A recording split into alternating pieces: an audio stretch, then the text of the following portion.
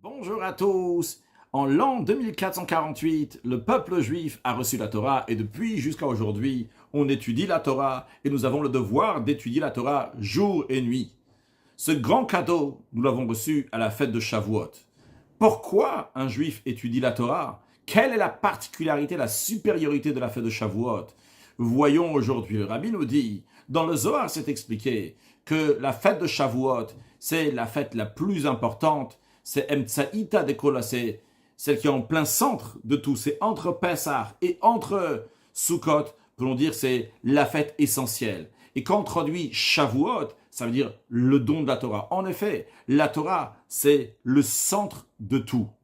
Le fait que Shavuot ne dure qu'un jour, non pas comme Pessah qui dure 7 jours, non pas comme Sukkot qui dure 8 jours, ce n'est pas parce que Shavuot c'est une fête qui est plus petite. Bien au contraire, le jour de Shavuot qui est un seul jour, exprime et fait, ou Mike Amra qui Yisrael qui est comme ton peuple Hachem, le peuple juif, qui est unique, qui est un sur terre.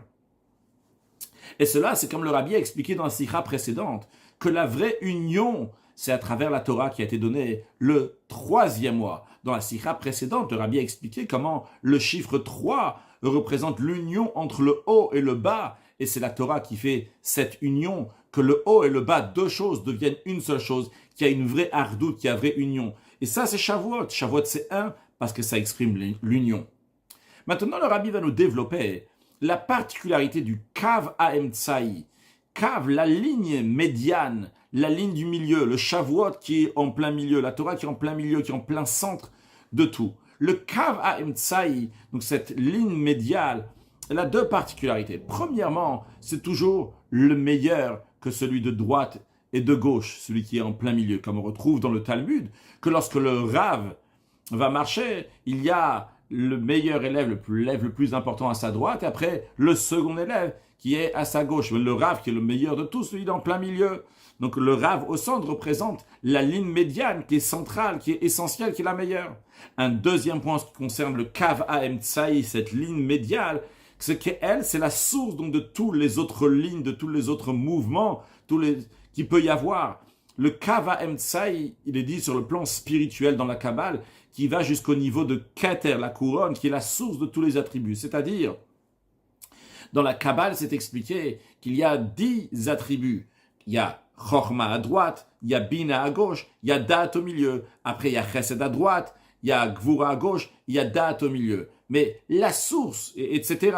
Mais la source donc des 10, c'est Keter, la couronne. La couronne, c'est au-delà des 10. Et la couronne, comme elle est présentée, elle se trouve au-delà, donc mais en plein milieu. Si on veut, elle se trouve au milieu de Dat, au milieu de Tiferet. C'est-à-dire qu'elle est en plein centre. Et le plein centre, le Keter, la couronne qui est au-delà de tout le monde, c'est la base, le début, la source de tous les kavines, de toutes les lignes de bonté, de rigueur, de droite, de gauche, qui vont venir après. Donc le Kav Ha'emtsaï, c'est la source de tout. Donc, en d'autres mots, le Rabbi nous dit, le Kav Ha'emtsaï, la ligne médiane, a deux choses. Premièrement, c'est la meilleure. Deuxièmement, c'est la source de tous les autres. Eh bien, ces deux points-là, le Rabbi va nous les traduire sous différentes formes maintenant. Il nous dit la même chose aussi en ce qui concerne la fête de Shavuot. Premièrement, la fête de Shavuot, donc qui est en plein milieu, c'est la fête qui est la plus haute de toutes les fêtes, comme ça on a vu donc dans le Zohar. Et deuxièmement, à Shavuot, c'est la source aussi de toutes les autres fêtes, parce que Shavuot, la Torah, elle a été donnée. Donc dans la Torah, on nous parle donc de toutes les autres fêtes. De même, le sujet essentiel de Shavuot, c'est la Torah. Donc dans l'étude de la Torah aussi, par rapport à l'accomplissement des mitzvot, tous les autres mitzvot, on retrouve les deux points. Et que c'est la meilleure mitzvah, et que c'est la source de tous les autres mitzvot. En effet, la mitzvah d'étudier la Torah, c'est équivalent à tous les mitzvot. Comme on dit, Talmud Torah, Keneged Kulam, que l'étude de la Torah vaut tous les mitzvot. Donc ça, c'est un point. Comment on retrouve? Donc c'est le meilleur. Celui qui est au milieu, c'est le meilleur. La Torah, c'est le meilleur. Shavuot, c'est le meilleur. Et nous avons le deuxième point. Comment c'est celui qui est au milieu, donc c'est la source de tout. Eh bien, c'est l'étude de la Torah. C'est la source qui amène à tous les commandements, comme le sage dit, Gadol Talmud, chez Mevilidema, c'est la grandeur de l'étude, c'est parce que ça amène à l'action. Le Rabbi nous développe cela, cette particularité de la Torah. Nous avons 613 commandements. Ces 613 commandements correspondent à 613 membres. De manière plus précise, il y a 248 commandements positifs qui correspondent aux 248 membres et 365 commandements négatifs qui correspondent aux 365 nerfs, tendons, que nous avons. Dans la Torah, elle correspond à Morin, au cerveau. Alors voyons la particularité du cerveau, pas juste d'un membre qui est dans le corps, mais le cerveau. De la même manière que la qualité du cerveau par rapport aux autres membres, c'est de la même manière aussi la Torah. Premièrement, la vitalité qu'il y a dans le cerveau est plus haute que la vitalité qu'il y a dans tous les autres membres. Dans la tête, il y a une vitalité qui est particulière. Deuxièmement, dans le cerveau, dans la tête, il y a la vitalité de tous les membres. C'est la source de la vitalité de tous les membres. Il en est de même aussi pour la Torah. Ce qu'on vient de voir dans la Torah, que la Torah, donc c'est la particularité de tous les mitzvot, c'est la mitzvah d'étudier la Torah. Et deuxièmement, le fait que par la Torah, on peut connaître tous les mitzvot, eh bien, ça se retrouve dans ces deux qualités du cerveau, que premièrement, donc, il a une vitalité qui est plus grande, donc la Torah, c'est une mitzvah qui est plus grande, et deuxièmement, le cerveau, il a la vitalité de tous les membres du corps, c'est-à-dire que la Torah, elle a la vitalité, elle nous dit comment faire, elle nous guide pour faire tous les mitzvot. Donc ça, c'était une chose que le rabbi nous a expliqué, comment le Kavaem Tsaï, comment la ligne médiane, qui représente donc Shavuot, qui représente la Torah, c'est premièrement le meilleur, et deuxièmement, c'est la source de tout. Mais le rabbi, maintenant, va aller encore plus loin. On retrouve encore une qualité en ce qui concerne donc, le Kavaem Tsaï, la voie médiane, la ligne médiane, sur le plan spirituel, kabbalistique. Il est dit que ça monte jusqu'à Pnimiyut ve'atzmuta keter. Pas seulement, comme on a expliqué jusqu'à présent, ce qui était aussi vrai, mais évidemment, qu'on a expliqué que la voie médiane, la ligne médiane, va jusqu'au niveau qui s'appelle keter la couronne, mais le rabbi nous dit, ça va jusqu'à la partie intérieure de ce niveau-là qui s'appelle keter. C'est-à-dire, nous avons la partie extérieure de keter, qui est la source des 10 attributs. Mais nous avons la partie intérieure du keter de la couronne, qui est au-delà même d'être une source pour les 10 attributs. Alors, la voie médiane, concernant Shavuot, la Torah, a cette particularité, pas juste qu'elle est la source d'autre chose, mais tout simplement, elle a sa qualité en elle-même. En effet, la Torah, en plus de toutes les qualités que nous avons mentionnées de la Torah, ça amène à faire les mitzvot, c'est au-delà de tous les mitzvot, mais tout ça, on parle de la mitzvah, du commandement d'étudier la Torah. Il y a 613 commandements, et entre autres, dans les 613 commandements, il y a la meilleure mitzvah, celle qui est la plus importante, qui est l'étude de la Torah, mais ça fait partie, ça rentre dans un cadre de mitzvot.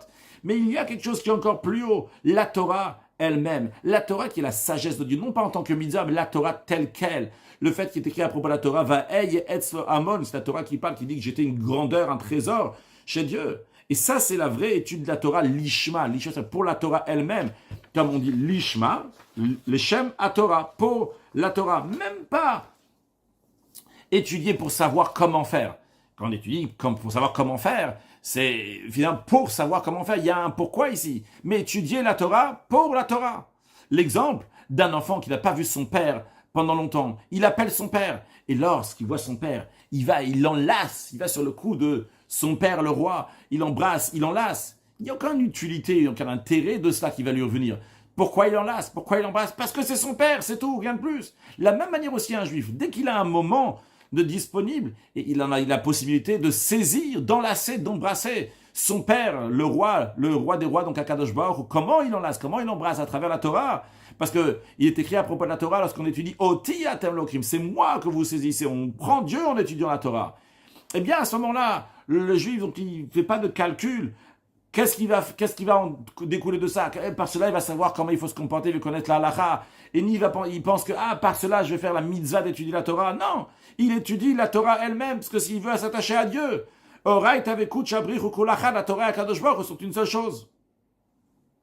Basé sur cette idée que le rabbi nous a dit que la Torah pour elle-même, parce que la Torah elle a sa qualité, que c'est la sagesse de Dieu, on s'attache à Dieu, et que c'est pas question de mitzvah ou pas, le rabbi va nous expliquer plusieurs choses. Première chose que le rabbi va nous expliquer, c'est ce qui est dit dans la Gemara. La Gemara raconte, la Gemara dit, que Hillel, il rend coupable les pauvres. Et Rabbi Elazar ben Kharsom, il rend coupable les riches. C'est-à-dire que s'il y a des pauvres qui vont venir, ils vont dire « Ah, je ne pouvais pas étudier la Torah, j'étais préoccupé à gagner ma vie. » Il y aurait des riches qui vont venir dire « Je ne pouvais pas étudier la Torah parce que j'étais préoccupé avec plein d'affaires que j'avais. » On va leur dire « Regardez Hillel qui était extrêmement pauvre. Regardez Rabbi Elazar ben Kharsom qui était extrêmement riche. » Et les deux, ils étaient complètement plongés dans l'étude de la Torah. Ça, c'est l'histoire de la Gemara. Mais le rabbi demande, il dit « Un instant, si quelqu'un se présente au tribunal, et le tribunal céleste, et on lui dit pourquoi t'as pas étudié la Torah? Il va dire je ne pouvais pas. Il va dire regarde Hillel. Pourquoi il a besoin de chercher Hillel? Si cette personne-là est en train de raconter des histoires et vraiment elle pouvait étudier la Torah, il n'y a pas besoin d'aller chercher Hillel, il n'y a pas besoin d'aller chercher Rabbi Elazar ben Kharsom. La Torah, elle dit, tu dois étudier jour et nuit. Si tu avais un instant pour étudier, quelqu'un avait un instant pour étudier, il n'a pas étudié, eh bien, la Gemara, elle dit qu'il dvar Hashem baza, il a méprisé la parole de Dieu, etc. C'est pas bon du tout ce qui est écrit dans la suite là-bas. Et si la personne n'avait pas le temps, alors qu'est-ce qu'on rend coupable? Qu'est-ce qu'il y a à discuter? Donc, la question du rabbi, c'est pourquoi ramener Hillel et Rabbi Lazar ben Chassan? On n'a pas besoin de personne. Ici, il y a une mitzvah ou pas? Le rabbi dit, ici, la Gemara, elle ne parle pas de question de mitzvah. Elle ne parle pas de la halacha, de la loi. Est-ce qu'il devait étudier d'après la loi ou pas? D'après la loi. Il a accompli déjà la mitzvah de Talmud Torah. Il était exempté d'étudier la Torah. Mais quand même, quand on dit qu'il est mechayev, qu'il le rend coupable, pas dans le sens de mitzvah, dans le sens que tu es tellement motivé pour étudier la Torah, une si grande chaleur, que la Torah est tellement agréable. La Torah, quand tu vois sur une seule chose, eh bien, tu te donnes à étudier la Torah de manière assidue, sans regarder maintenant si d'après la loi, tu dois pas, même quand tu es exempté. C'est ça ce que la Gemara, elle veut dire ici. Encore une chose, une deuxième chose, le Rabbi nous explique, basé sur ça. La Torah était appelée Emet, dire la vérité. Comme ça, je dis, Emet est la Torah. L'expression de Emet de vrai veut dire la Torah. C'est quoi quelque chose qui est vrai? C'est quelque chose qui ne s'arrête jamais. Quelque chose qui s'arrête n'est pas vrai. Comme c'est connu dans la Mishnah à propos de Neharot Amechazvim, s'il y a des rivières, des fleuves, donc qui viennent d'une source, mais qui s'arrêtent une fois tous les 7 ans, eh bien, ils sont décevants littéralement. C'est-à-dire, ils sont pas vrais. Pourtant, il y a de l'eau maintenant, mais c'est pas vrai. Pourquoi? Parce que ça s'arrête de temps en temps. Emet tikonlad. La vérité, elle reste à l'éternité.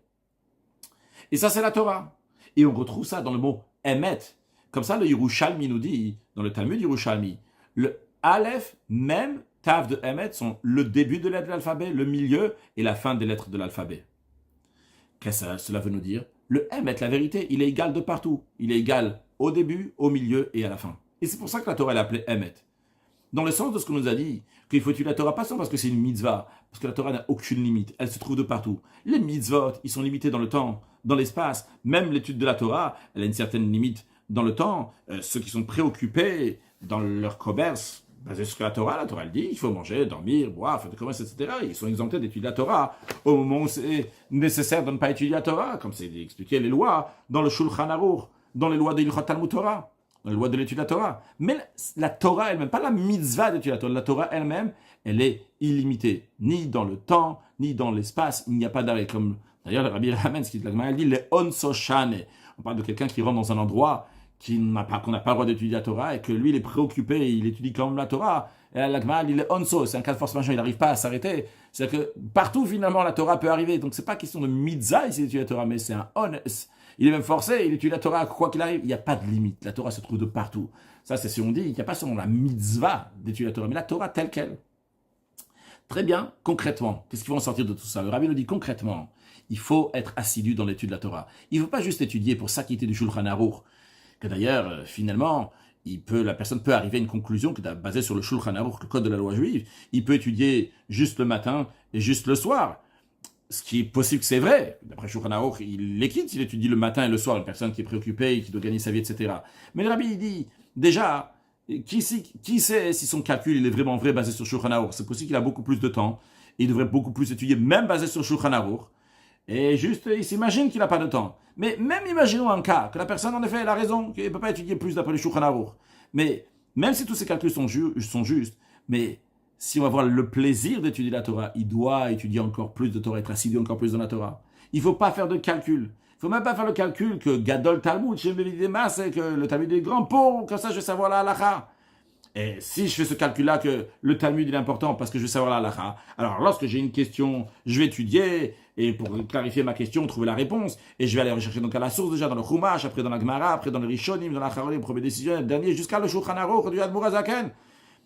Mais ça, c'est uniquement quand j'ai une question. S'il n'y a pas de question, c'est pas important pour arriver à la conclusion, il n'étudie pas. Non, c'est pas comme ça, le Rabbi nous dit. Il faut savoir que l'essentiel de la Torah, c'est la Torah pour la Torah. Et il faut être assidu dans l'étude de la Torah. Yagdil Torah ve yadir, rendre la Torah immense et glorieuse, étudier pour étudier la Torah pour la Torah, pas pour une raison ou quoi que ce soit. Basé sur tout ça, le Rabbi va nous expliquer encore une chose. On va comprendre la différence entre Torah et mitzvot en ce qui concerne les enfants. Dans tous les mitzvot, les enfants sont exemptés. Et bien qu'ils sont exemptés, il y a la mitzvah de chinuch. Les parents doivent éduquer l'enfant. Mais ce n'est pas une mitzvah pour l'enfant, c'est une mitzvah pour le père. Cette mitzvah-là, c'est une mitzvah d'ordre rabbinique. Mais l'enfant n'a pas d'ordre d'étudier. Par contre, ça c'est pour les mitzvot. Par contre, pour la Torah, il dit que c'est un commandement positif. Mina Torah, donc biblique. La Torah, elle dit, le père doit enseigner l'enfant même quand il est petit. Et l'obligation est même sur l'enfant. Dès qu'il a la conscience qu'il doit étudier, eh bien, il doit apprendre la Torah.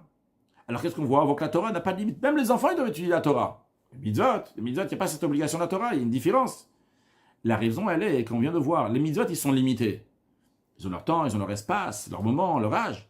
Mais la Torah, elle est illimitée. Elle est à tous les juifs, à tout moment. Et d'ailleurs, vu que c'est important aussi, les enfants vont étudier la Torah. C'est pour ça qu'on retrouve à propos du don de la Torah qu'il fallait la garantie des enfants. Lorsque Dieu il a cherché un garant pour la Torah, il fallait que les enfants vont être garants. En ce qui concerne les mitzvot que Dieu a donné avant le don de la Torah, par exemple dans l'endroit qui s'appelle Mara, que Dieu a donné des mitzvot, Dieu n'a pas demandé de garant. Mais pour le don de la Torah, Dieu il a demandé un garant. Et le garant, c'était les enfants, parce que la Torah elle a besoin d'être chez tout le monde, pas seulement chez une certaine partie du peuple juif. Donc, parce que le don de la Torah n'était pas pour donner des mitzvot, c'était le don de la Torah. Et le don de la Torah, c'est aussi pour les enfants. Et vu que même les enfants, ils doivent étudier la Torah, eh bien, l'importance, elle dépend d'eux. Et comme là-bas, le Midrash, il dit, Mipi olelim veyonkim, de la bouche des bébés, de ceux qui têtent, yisad ta os, tu as établi, tu as fondé ta puissance, tu as fondé la Torah. La Torah, elle a été fondée grâce aux enfants aussi, parce que la Torah, c'est pas comme les mitzvot. La Torah, c'est pour tout le monde, et particulièrement pour tout le monde, même pour les enfants, il n'y a pas de différence. Et ça, si on revient, c'est aussi Torah Emet, Torah de vérité. De Aleph jusqu'à Tav. Emet, comment ça s'appelle? Aleph, Tav, donc de A à Z, du début jusqu'à la fin. C'est-à-dire des plus hauts niveaux jusqu'au plus bas niveau. D'un côté, la Torah, elle est appelée Omegrom, c'est-à-dire qu'il y a une profondeur qui va très très haut. C'est-à-dire que la Torah monte très très haut. Quand on dit que la Torah monte très très haut, elle est au-delà d'être là pour savoir l'action, comment se comporter. Elle est au-delà de tout ce qui est lié avec l'action. Mais d'un autre côté, la Torah, elle est aussi dans Omek Tachat, elle arrive jusqu'au niveau les plus bas, jusqu'aux enfants, qu'ils sont exemptés des mitzvot, mais la Torah, elle est oui aussi chez les enfants. Ce qu'on vient de dire, que la Torah se trouve très très haut et très très bas, c'est aussi l'explication qu'on retrouve l'expression de Yagdil Torah ve Yadir, rendre immense la Torah et la rendre glorieuse, on la retrouve à propos de deux extrémités, de deux contextes complètement différents d'un extrême à l'autre. Dans un endroit, on retrouve cette expression-là, de Yagdil Torah ve Yadir, de rendre immense la Torah, la rendre glorieuse. À propos des enseignants d'enfants, qu'il n'y a pas la notion de Hasagadvul, que quelqu'un ne peut pas dire « Ah tiens, il m'a pris ma place, il me prend mes clients, il ouvre une école à côté de moi. Yagdil Torah ve Yadir » La Torah, on va la rendre immense. Donc, on parle de qui? On parle de Ometach, on parle de petits-enfants. Il est très bas ici, de l'étude de la Torah, donc avec des enfants. Et pourtant, là-bas, l'expression « les Yagdil Torah ve Yadir » rend immense la Torah. Par ailleurs, on retrouve cette expression-là à propos des signes d'un poisson qui est pur, d'un poisson qui est cachère. La Gemara, elle donne une règle, que tout poisson qui a des écailles, il a aussi des nageoires. Alors dans ces cas-là, pourquoi la Torah, elle parle aussi de snapir qui a, de celui qui a des nageoires? Et la Gemara répond, Yagdil Torah ve Yadir, pour rendre immense la Torah et rendre glorieuse la Torah. Donc ici, on parle déjà de la Torah elle-même. On ne parle pas de la Torah pour passer à l'action, quoi que ce soit. Donc on parle de Omegrum, donc quelque chose qui est très très haut, qui est au-delà de l'action. Donc qu'est-ce qu'on voit ici? Quelles que soient les manières d'étudier la Torah, de plus haut niveau jusqu'au niveau le plus simple, on dit Yagdil Torah ve Yadir, de rendre immense la Torah, de rendre glorieuse la Torah. Et Oti Atamlokim, on saisit à Kadosh Baruch Hu, lui-même qu'on étudie la Torah. Et ce point-là, on le retrouve dans le niveau le plus haut, dans le niveau le plus bas. C'est ce qui d'ailleurs, c'est aussi ce qui est dit, Karov Hashem lechol korav, lechol hashaikau ve'emet, que Dieu il est proche à tous ceux qui l'appellent, à tous ceux qui vont l'appeler be'emet avec vérité. C'est quoi la vérité? C'est la Torah. C'est-à-dire, dans toutes les manières, lechol hashaikau, à tous ceux qui l'appellent, sans exception. Quand il appelle à travers la Torah, Dieu il est proche d'eux. Parce que par la Torah, on prend l'essence de Dieu. Et quand on parle de l'essence, l'essence de quelque chose, lorsque tu saisis une partie, tu as tout saisi. Comme c'est juste donner un exemple, c'est pas dans la sira, mais quelqu'un il prend un morceau de pomme, eh bien il a de la pomme. Si quelqu'un il prend donc, il saisit Dieu à travers un morceau de Torah, si on peut s'exprimer d'une telle manière, l'essence, c'est l'essence d'Akadosh Baruch Hu qu'il a. Donc le etzem, l'essence de Dieu, est égal de partout. Le rabbi conclut que Dieu fasse qu'on va étudier la Torah de toutes les manières, et dans toutes ces manières-là, c'est Yagdil Torah ve Yadir, rendre immense la Torah, rendre glorieuse la Torah, et par cela va venir la naissance qui vient de Shavuot, parce que Shavuot c'est le jour du don de la Torah, le jour que la Kadosh Baruch Hu s'est marié avec le peuple juif. Donc il faut qu'il y ait une holada, une naissance, et la naissance elle ressemble donc à ce qui amène au monde. Donc c'est amener l'essence d'Akadosh Baruch Hu ici-bas. Et par cela, on va faire la dira betartonim, la demeure à Dieu ici-bas, et en faisant la demeure ici-bas, on va faire aussi la demeure là-haut, mais l'essentiel donc c'est en commençant, en faisant par la demeure ici-bas. Donc il faut, le rabbi nous demande, il dit étudier la Torah pour la Torah, ne pas faire de calcul, étudier, encore étudier, jusqu'à que très prochainement, Dieu va faire qu'on va mériter à Torah Chadash Ameititet. C'est une nouvelle dimension de Torah qui va sortir de Dieu avec la venue de Mashiach. Now, une excellente journée.